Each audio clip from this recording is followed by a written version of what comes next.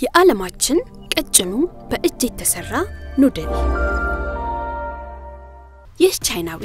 ሊ ኢንሃይ ይባላል ታዋቂ ሼፍ ነው በዓለም ላይ ያሉ ኑድል አፍቃሪያን በሙሉ ከሰሞኑ መነጋገሪያ አድርገውታል በተለያዩ ባህሎችም ስለ ኑድል ውፍረት የተደረገ አዝናኝ ክርክርም አስነስቷል ቻይናዊው ሊ ኢንሃይ ምን አድርገው ነው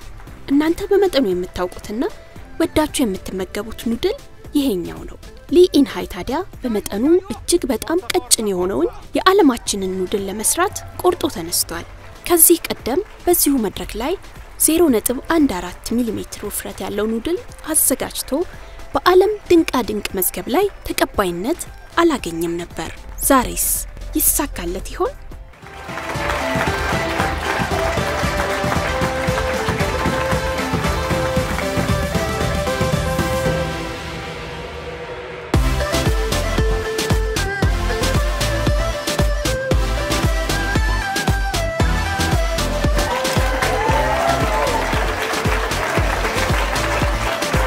ሊ ኢንሃይ ይህንን ችሎታውን ለማሳየት ወደ ጣሊያን ተከታታይ የቴሌቪዥን ዝግጅት አመራ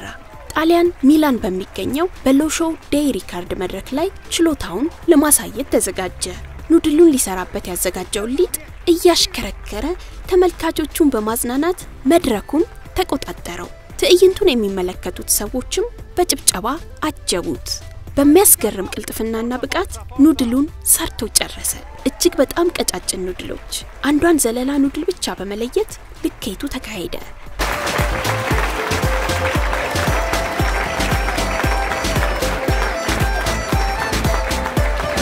.18 ሚሊሜትር የዓለማችን ቀጭኑ በእጅ የተሰራ ኑድል ሆኖ በዓለማችን ድንቃ ድንቅ መዝገብ ላይ ተመዘገበ ቻይናዊው ሊ ኢንሃይ በደስታ ቦረቀ